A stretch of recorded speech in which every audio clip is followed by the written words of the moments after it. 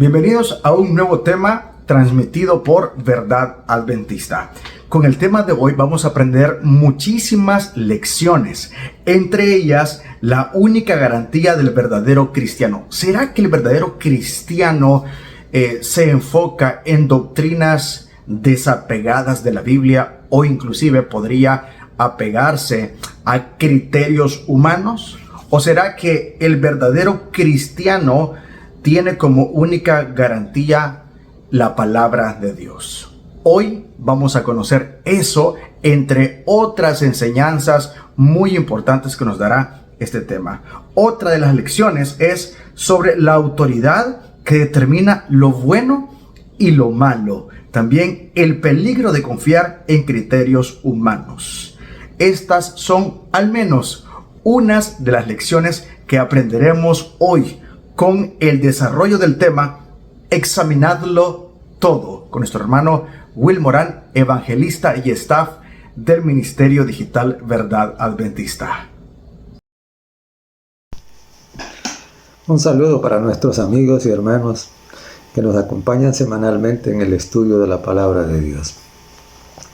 Una vez más, vamos a reflexionar en uno de estos temas que son básicos y fundamentales para el cristianismo. Y como siempre, vamos a suplicar que el Señor nos conceda su gracia y su bendición. Oramos.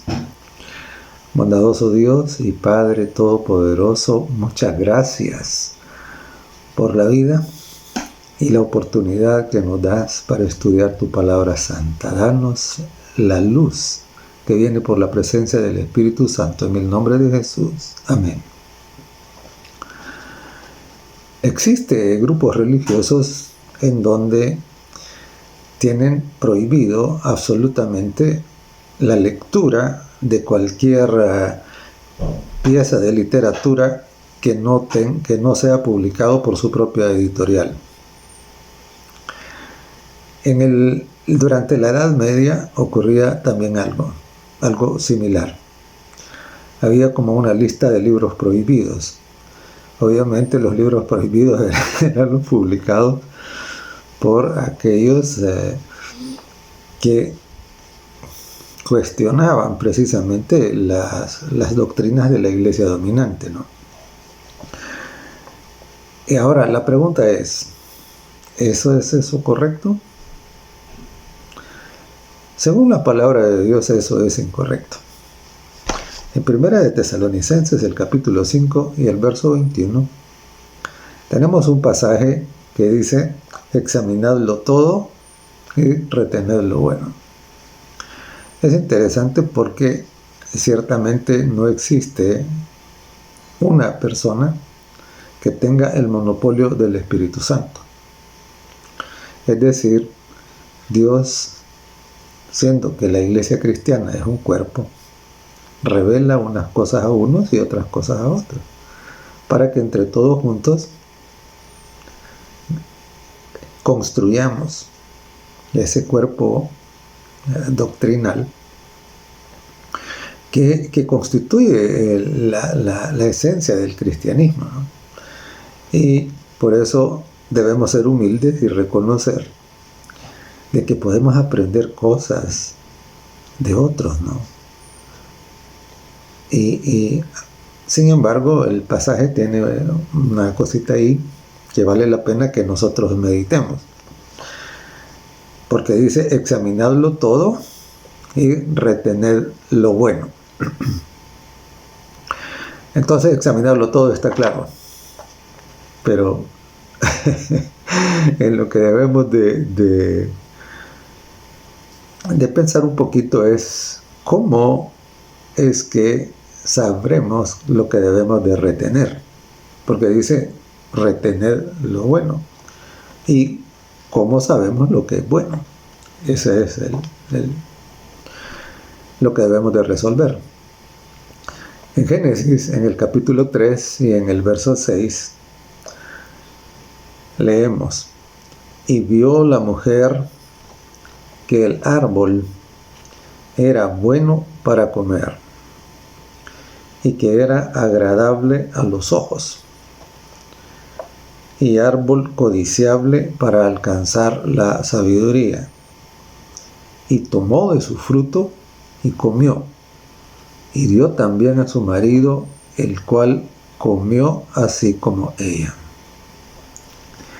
Entonces, Eva fue a examinar el árbol. Pero dice el verso, y vio la mujer. Y aquí es donde podemos nosotros tener el problema, igual que Eva, ¿no? ¿Por qué? Porque ella dice que el árbol le pareció como. Dice que vio la mujer, que el árbol era bueno, que era agradable, que era codiciable para hacerse sabio. Eso fue lo que Eva pensó. Y entonces, volviendo a nuestro texto anterior, examinadlo todo y retened lo bueno. Entonces, ¿debemos examinarlo? Sí. ¿Debemos retener lo bueno? Sí. A Eva el fruto le pareció bueno. ¿Cuál fue el problema? ¿Cuál fue el problema? El problema de Eva fue de que estaba examinando todo bajo la luz de su propio criterio humano. Ese fue el problema. Dios le había dado un marco de referencia. Y ese es el marco de referencia que Dios le dio a Eva, es el mismo que nos da a nosotros. Dios le había dado un marco de referencia. Sin embargo, Eva no considera ese marco de referencia y entonces hace la evaluación del árbol bajo su propio criterio. Es decir, simple y sencillamente pensó, bueno, esto parece bien. Y nosotros podemos encontrarnos en la misma situación de Eva, ¿no? Algo puede parecernos tan agradable, tan atractivo, que nos puede llevar a ignorar ese marco de referencia. En otras palabras, para utilizar una palabra que nos represente ese marco de referencia, podríamos decir el colador, ¿no? Nosotros no podemos tragar todo. Debemos de colar las cosas. Y Dios nos ha dado un colador. Dios nos ha dado un marco de referencia a la luz del cual es que debemos examinarlo todo. Es decir, nuestro criterio humano solamente no basta para examinarlo todo. No. ¿Y cuál es ese colador? ¿Cuál es ese marco de referencia que Eva no tuvo en cuenta? Y por eso se metió en problemas ella. Metió en problemas a su esposo y nos metió en problemas a todos nosotros. y en Mateo, el capítulo 22 y el verso 28, en una de esas discusiones que el Señor Jesucristo siempre tenía con aquellos que andaban detrás de él para condenarlo, el Señor Jesús les dijo lo siguiente. Dice así, Mateo 22, 29. Entonces Jesús respondiendo les dijo, erráis ignorando las Escrituras y el poder de Dios. ¿No es interesante? Porque ese marco de referencia que Eva no tuvo en consideración, ese marco de referencia para examinarlo todo, en otras palabras, el colador, dice en Mateo 22, 29, que es la palabra de Dios. Dice las Escrituras. El Señor Jesús les dijo, es un error, les dijo, es un error ignorar las Escrituras y el poder de Dios. Entonces ahí tenemos claro, vamos a examinarlo todo, sí. Pero para retener lo bueno nosotros tenemos que colar todo eso, ¿no? Y el colador, el marco de referencia, que nos sirve para evaluar si una cosa realmente es buena, y no solo que nos parece a nosotros en nuestro propio criterio, es, según el Señor Jesucristo, las Escrituras. Dice que no hacer eso es un error. Eso es lo que les digo, erráis ignorando las Escrituras y el poder de Dios. Entonces, recordemos, el marco de referencia para determinar lo que es bueno no son las ideas humanas, ya sea las de otros o las nuestras propias, no son esas. Son las ideas divinas expresadas en la palabra de Dios, en las Sagradas Escrituras, en la Santa Biblia. En Gálatas, el capítulo 13 y el verso 1, en la iglesia de Galacia estaba ocurriendo un problema, ¿no? Estaba ocurriendo que habían llegado algunos ahí con sus propias ideas y tradiciones y habían entrado en una especie de confusión. Y el apóstol Pablo precisamente le escribe la epístola y aborda el problema. Y dice en el capítulo 13 y en el verso 1, dice: «Oh Gálatas insensatos, ¿quién os fascinó para no obedecer a la verdad? A vosotros, ante cuyos ojos Jesucristo fue ya presentado claramente entre vosotros como crucificado». Es interesante porque en la actualidad, si algún predicador directamente le dice insensatos a sus oyentes, estos con toda seguridad se sentirían ofendidos, ¿no? Pero eso es lo que Pablo, inspirado por el Espíritu Santo, ¿no?, le está diciendo a los Gálatas. Gálatas insensatos, les dice. ¿Quién os fascinó para no obedecer a la verdad? Y claro, al mirar este texto, entonces igual nosotros podemos hacernos la pregunta, ¿cómo la hicimos en el primero, no? Allá la pregunta era, ¿pero qué es lo bueno? Y aquí la pregunta es, ¿qué es la verdad? Porque precisamente lo bueno, la verdad es lo bueno. Todo lo que es coherente con la verdad, entonces es lo bueno, es lo que debemos retener. Es de lo que se habían apartado los Gálatas y por eso Pablo lo llama insensatos, ¿no? Entonces, de nuevo, lo bueno es lo que pasa por el colador. Y es lo que es coherente, lo que está de acuerdo con el marco de referencia de la palabra de Dios. Y entonces aquí, y claro, ya dijimos que lo bueno es la verdad, ¿no? Pero igual, necesitamos entonces estar seguros de que, según el criterio divino, ¿cuál es la verdad? En San Juan, el capítulo 17 y el verso 17, nosotros tenemos la respuesta a esa pregunta. San Juan 17 nos relata esa oración maravillosa de Jesucristo intercediendo por sus seguidores, por sus discípulos. Y dice en el verso 17 del capítulo 17: santifícalos en tu verdad, dice. Tu palabra es la verdad. Entonces, esa palabra es la que Eva no tuvo en consideración. Esa palabra es la que los Gálatas no estaban considerando y por eso se estaban apartando, ¿no? Entonces, esa es la palabra, ese es el colador, ese es el marco de referencia que nosotros debemos usar. Es la Biblia, es la Sagrada Escritura. Y debemos de entender que Dios, la autoridad divina, está por encima del más encumbrado de todos los líderes religiosos que puedan haber, del que pueda presumir mayor erudición. No importa, porque muchos quieren fundar su autoridad en lo que ellos han estudiado, en las universidades y los títulos que han obtenido. Es que eso no importa, eso no garantiza nada.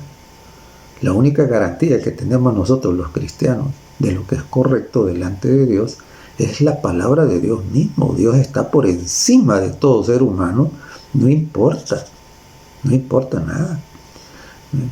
Dios es el que tiene la última palabra, Dios es el que tiene la autoridad. Y cuando Dios dice una cosa, eso es indiscutible. No importa qué tan encumbrado sea la persona, o no importa tampoco cuántas personas estén de acuerdo con eso. Dios es el dueño de la verdad, de lo que es bueno. En el Edén, la serpiente le dice a la mujer: coma del fruto y entonces usted va a determinar lo que es bueno. Y cayó en la trampa. Y ciertamente nosotros a veces caemos en esa misma trampa. Querer pensar que nuestro criterio es suficiente para determinar lo que es bueno. Y si ese es nuestro caso, es necesario de que reconsideremos la situación y entendamos que nuestro criterio no es suficiente, ni el nuestro, ni el de ningún otro ser humano. La autoridad que determina lo que es bueno y lo que es la verdad es Dios, y lo hace por medio de la Sagrada Escritura. Es así como conocemos eso. Y existe el peligro de que alguien crea que hay porciones de la Biblia que no tienen valor. Aquí hay algunas que sí, y que a esas debemos ponerles atención, porque hay otras que debemos dejarlas y no darles ninguna importancia. En el Salmo 119 y el verso 160 dice así: la suma de tu palabra es verdad, y eterno es todo juicio de tu justicia. ¿Qué quiere decir la suma de tu palabra? La suma de tu palabra quiere decir la totalidad de su palabra. Claro, cuando nosotros hacemos una suma, eso es para totalizar algo, ¿no? Eso es lo que quiere decir. En otras palabras, Dios nos está diciendo: miren, no consideren una parte de la Biblia como inspirada y útil, y otra parte la vayan a ignorar. No hagan eso. Es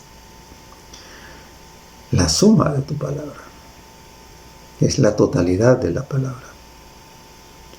Y claro, nosotros debemos de comprender que estudiar la palabra no es un ejercicio solamente intelectual, es un ejercicio espiritual que debemos abordar precisamente con la súplica a Dios de que Él nos haga entender.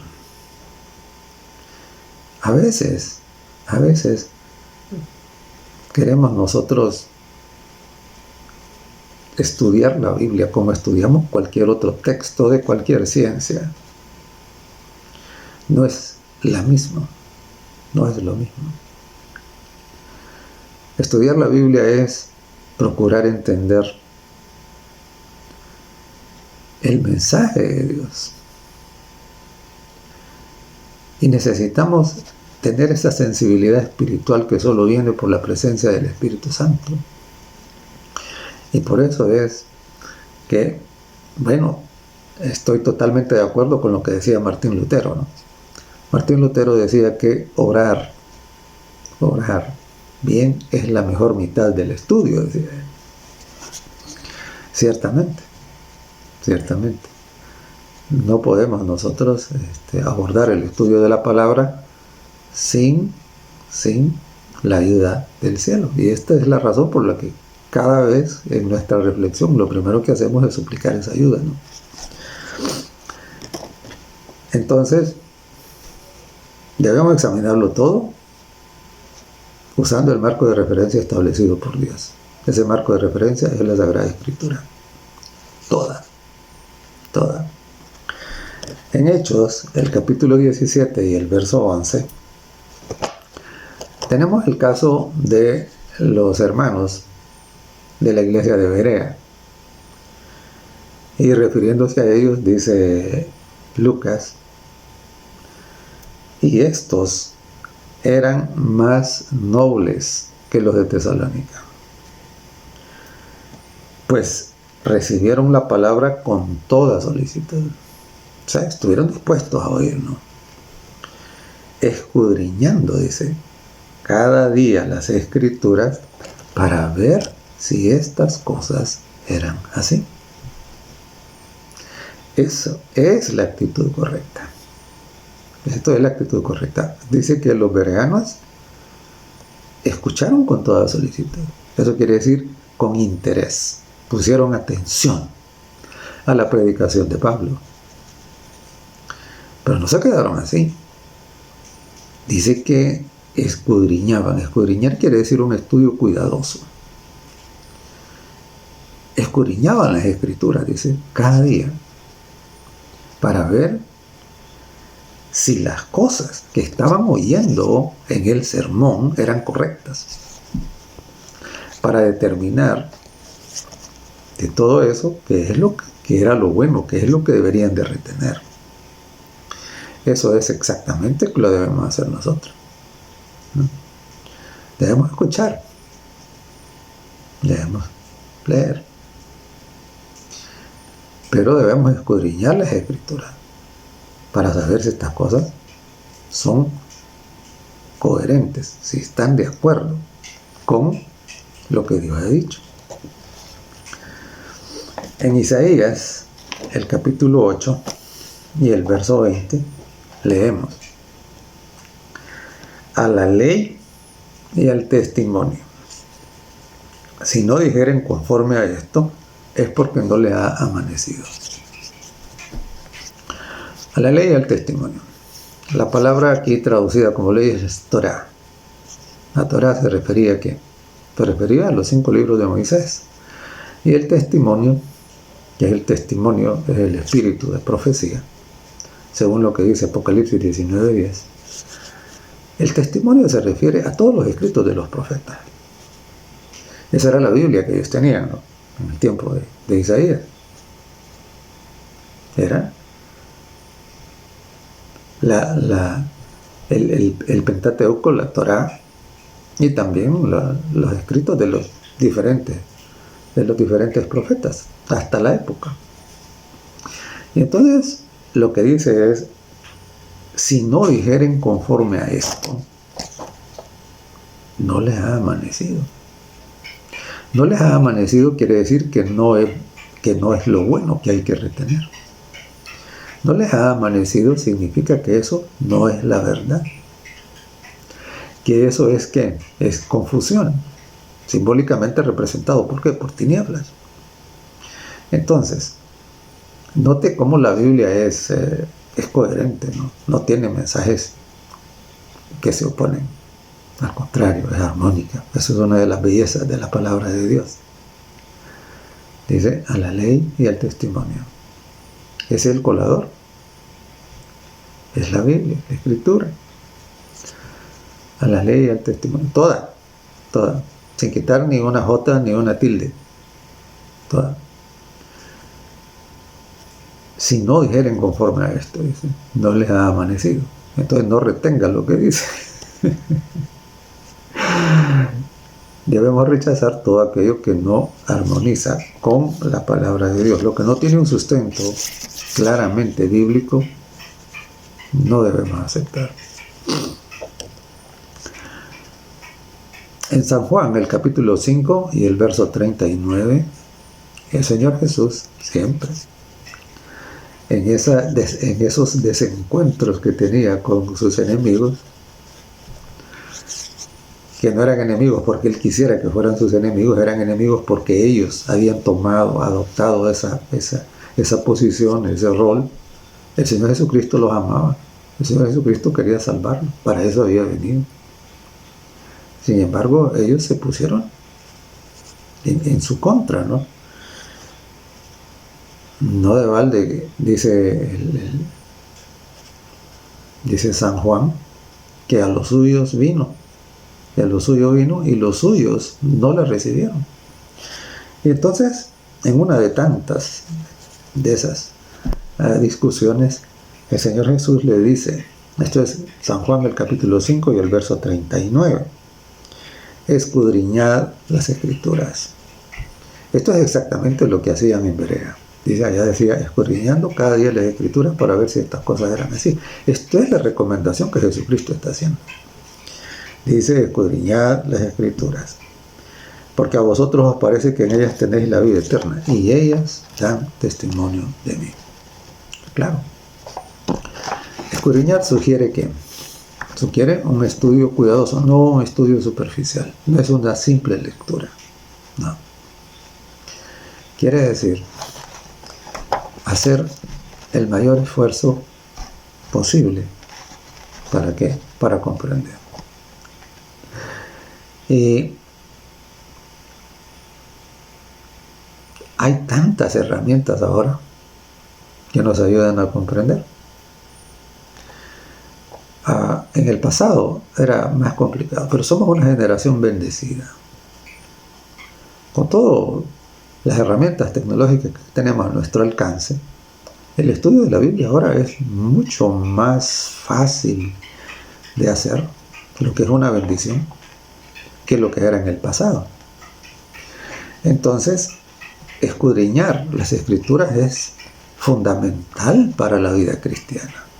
Es nuestra responsabilidad como cristianos hacer ese estudio. No hacerlo es ser negligente. Y desafortunadamente tenemos una epidemia de negligencia en las congregaciones cristianas. La mayoría se conforma con lo que escucha. No es suficiente. No es suficiente. ¿Por qué razón?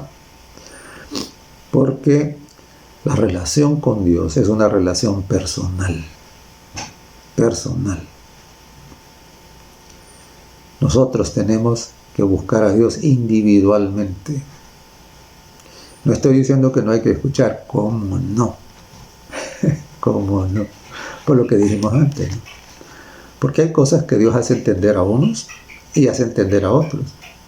Y cuando nos juntamos y compartimos, nos enriquecemos. Esa es la voluntad de Dios. Pero, si nosotros no hemos tenido nuestra devoción personal, nuestro estudio personal, nuestro escudriñamiento individual de la palabra de Dios, para que Dios nos hable a nosotros, y entonces nosotros que vamos a compartir con los demás, no vamos a tener. Entonces, es importante, porque también el escudriñamiento individual que hacemos precisamente nos ayuda a comprobar si lo que los otros nos han compartido procede, es verdad y es lo bueno y debe ser retenido. De lo contrario, debe ser rechazado. En el libro de Josué, en el capítulo 1 y en los versos 7 y 8, y tenemos que ubicarnos nosotros en el tiempo de Josué. Josué había llegado ya a la frontera de la tierra prometida. Ya Moisés ya no estaba. Ahora Josué ocupa el lugar de liderazgo que Moisés había tenido. Pero lo que quiero referirme con énfasis al recordar a Josué es que estaban a punto de entrar a la tierra prometida, de terminar su peregrinaje en el desierto. ¿Y por qué quiero enfatizar eso? Por una razón. Porque nosotros estamos en la misma situación. La historia está a punto de terminar. La segunda venida de Cristo va a ocurrir muy pronto. Todos los acontecimientos mundiales nos llevan a concluir precisamente eso. La segunda venida de Cristo está muy próxima. La tierra no puede seguir como está. Las profecías están cumpliéndose de manera increíble. Entonces, esta generación a la que usted y yo pertenecemos, estamos a punto de ese momento cuando los escogidos van a entrar a la tierra prometida.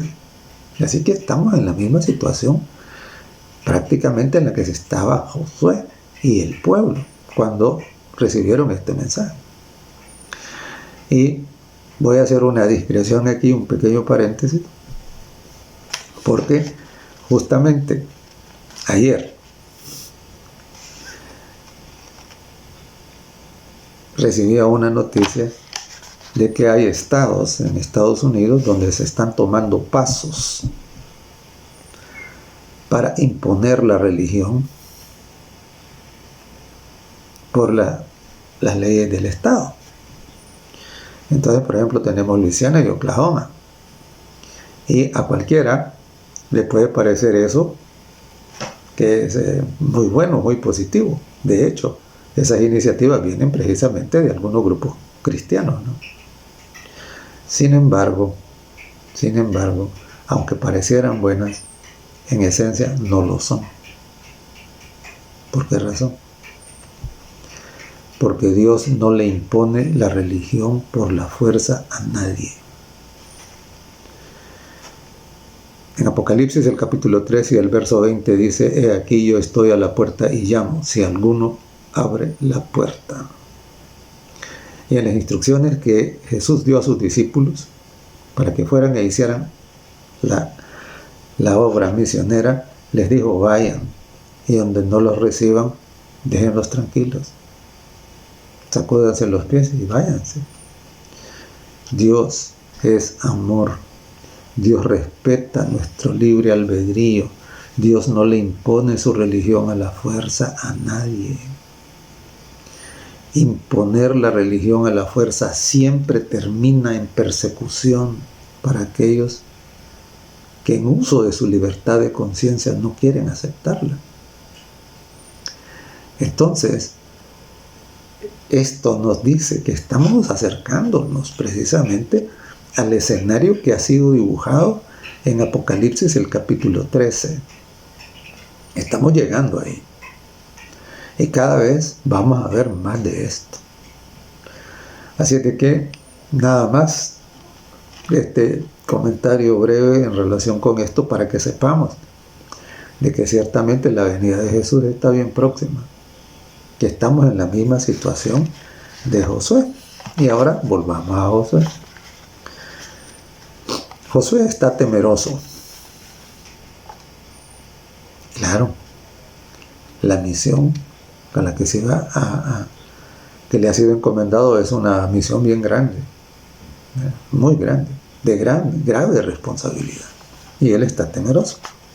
Pero Dios es maravilloso, porque Dios viene para animar a Josué y para darle instrucciones. Así es, cuando nosotros reconocemos nuestra incapacidad, nuestra debilidad humana, cuando reconocemos que nuestro criterio, nuestro conocimiento no basta, no es suficiente, y hacemos lo mismo que Josué, es decir, arrodillarse y decirle al Señor: ¿qué hago? Dios acudirá a responder nuestra petición al ver nuestra súplica y nuestra humillación delante de Él, el reconocimiento de su autoridad y la disposición a obedecerle. Dice Josué el capítulo 1, los versos 7 y 8. Solamente esfuérzate y sé muy valiente. Ahora, ¿para qué necesitaba ser valiente? Para ir y dominar a los amorreos, a los fereceos. No, eso lo iba a hacer Dios. No era para eso que necesitaba esforzarse y ser valiente. Seguimos leyendo. Dice: solamente esfuérzate y sé muy valiente para cuidar de hacer conforme a toda la ley que mi siervo Moisés te mandó. Y le está diciendo: tu esfuerzo y tu valentía deben estar encaminados a hacer lo que la Biblia dice. En el tiempo de Josué, la Biblia era el Pentateuco, era lo que Moisés había dicho, era la Torá. Entonces es lo que el Señor le está diciendo: esfuérzate y sé valiente para hacer todo lo que está escrito ahí. Es lo que le estaba diciendo. Y dice, no te apartes de ella ni a diestra ni a siniestra. ¿Y qué significa diestra y siniestra? Significa no te apartes ni a la izquierda ni a la derecha. Eso es lo que dice. Esfuérzate y sé muy valiente. ¿Para qué? Para hacer lo que está escrito, es lo que le está diciendo. No te dejes llevar por los extremismos. No te apartes, le dice, ni a izquierda, ni a derecha, ni a diestra, ni a siniestra. Y entonces dice, para que seas prosperado en todas las cosas que emprendas. Nunca se apartará de tu boca este libro de la ley. ¿Sí? Libro de la ley, insisto, era toda la Biblia que había en ese tiempo. Y dice, nunca se apartará de tu boca, sino que de día y de noche meditarás en él, para que guardes y hagas conforme a todo lo que en él está escrito. Porque entonces harás prosperar tu camino y todo te saldrá bien. Y qué lindo, porque esa promesa no era solo para Josué. Dios, al dejarla escrita, ha querido que esa promesa también sea para usted, que también sea para mí, que también sea para cualquier otro cristiano que tenga la misma actitud, ¿no? Dice que esté de continuo en tu boca este libro, que medites en él, para que guardes y hagas conforme a todo lo que está escrito. Y mire lo que dice. Entonces harás prosperar tu camino y todo te saldrá bien. Por supuesto. Dios sabe todo. Él sabe lo que es mejor. Y la mejor decisión que nosotros podemos tomar es hacer lo que Él dice. Eso es el secreto de la prosperidad. Eso es el secreto de qué. Es el secreto de que al final todo nuestro paso por este planeta no haya sido en vano.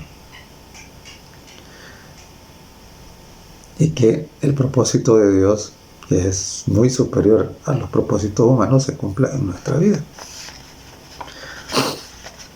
En el Salmo 1, en Apocalipsis, el capítulo 1 y el verso 3, nosotros tenemos prácticamente el resumen.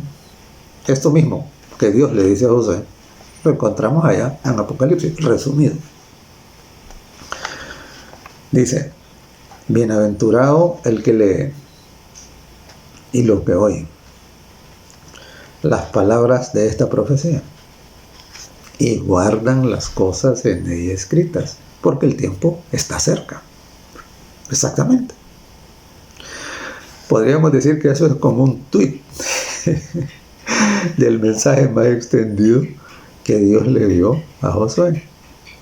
Exactamente, es el mismo. Bienaventurado, dice que los que conocen esta información y la toman en cuenta para su vida, los que la leen, la oyen y la guardan. Y entonces, y dice, porque el tiempo está cerca. Claro, era la misma situación de Josué. Josué estaban a punto de entrar a la tierra prometida. Y aquí cuando dice el tiempo está cerca, precisamente se refiere al tiempo en que Jesucristo va a venir, va a terminar con todo este sistema contaminado de cosas, corrupto, y entonces trasladará a los santos, ¿a dónde? A la tierra prometida, al cielo, y después a la tierra nueva.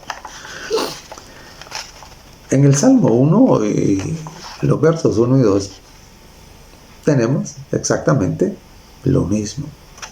Dice, bienaventurado el varón que no anduvo en consejo de malos, es decir, su criterio no fue lo que los hombres decían, ni estuvo en camino de pecadores, ni en silla de escarnecedores se ha sentado, sino que en la ley de Jehová está su delicia, y en su ley medita de día y de noche.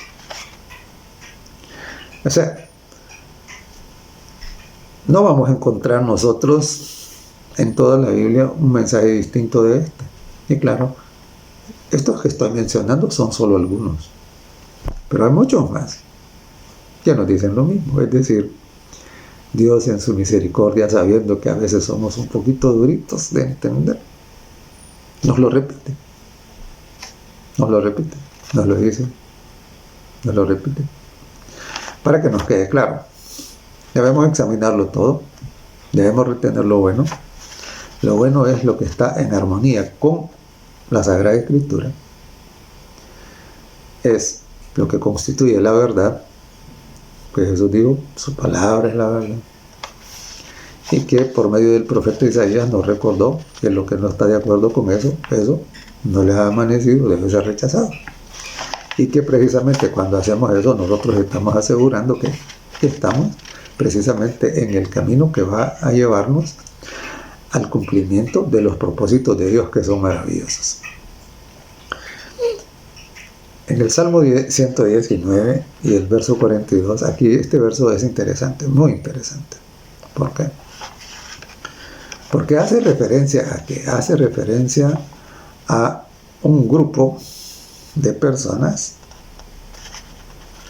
que a veces se ocupan en querer arrancarnos nuestra fe.